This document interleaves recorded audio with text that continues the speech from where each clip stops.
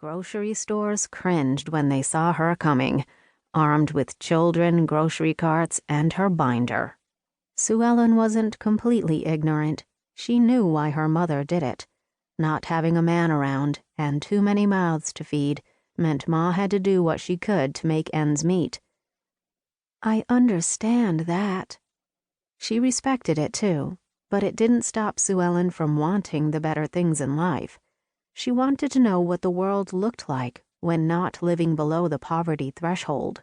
She didn't see the problem with accepting her aunt's and uncle's offer to visit. Sure, Ma hated Uncle Theo, but he was family. And how could her Ma be so cruel, given how fragile Auntie's health was? Even more tenuous, since her children had fled the nest, leaving Auntie alone. The arguments with her mother only bolstered Sue Ellen's resolve, so that when her uncle left, he had an extra passenger stowed in the back. When discovered, he didn't threaten to take her back home or tell her she'd done wrong. He'd looked at her and smiled. "I'm glad you decided to join me and your aunt, niece."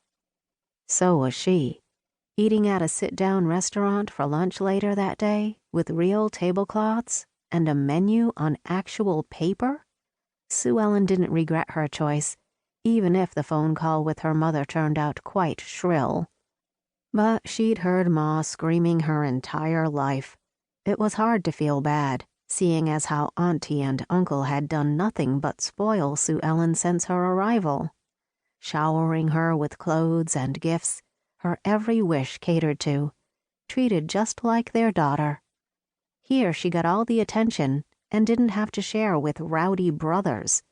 Here she never lacked for food and didn't have to lick it to claim it. She wore the best clothes, new clothes, and not off a discount rack. She had an aunt who smelled almost like her mother, a woman who had time to brush her hair and tell her how pretty she was. It wasn't that her own mother didn't care, but Ma was busy. Once their father died, she had to work twice as hard, especially given that Sue Ellen had a few brothers always breaking stuff and getting into trouble. Some houses had swear jars with money. Theirs had one with bail funds. It wasn't a life for a young lady. In her mind, her mother was better off with one less mouth to feed, or so she'd convinced herself. Sue Ellen, having tasted the good life, never wanted to return to the swamp and the crowded shack they called home. She liked having her own room with clean linens and her own bathroom. There were nice things in her drawers, and the food, not freshly caught from the bayou every evening. So, if she loved living here so much, why did she jeopardize it all by sneaking into Uncle's office in the middle of the night? What am I doing? Showing her roots, obviously. Grandpa always said they were descended from thieves. Smugglers, too, which meant stealing into her uncle's office happened with confident ease. Stealth was in her blood. Sue Ellen had no problem getting to the main floor, and the door to Uncle's office gave at a simple turn of the knob. She eased inside and slowly shut the slab of thick wood behind her. Click. Breath held. She froze. Had anyone heard? Would someone demand to know what she was doing?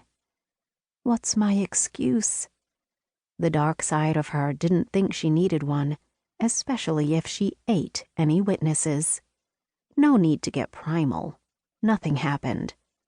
Sue Ellen let loose a breath and realized that she was shaking, with adrenaline, not fear. Being good all the time was hard. Sneaking around and checking out stuff had an element of danger, which in turn energized her. It felt great, but the real reason she did all this was because her curiosity required satisfaction. Earlier that day, Uncle obviously hadn't known she was outside his office in the bushes, looking for the mini-drone she'd managed to crash again. Just one of the many toys they'd bought to amuse their teen niece. Peeking through the window,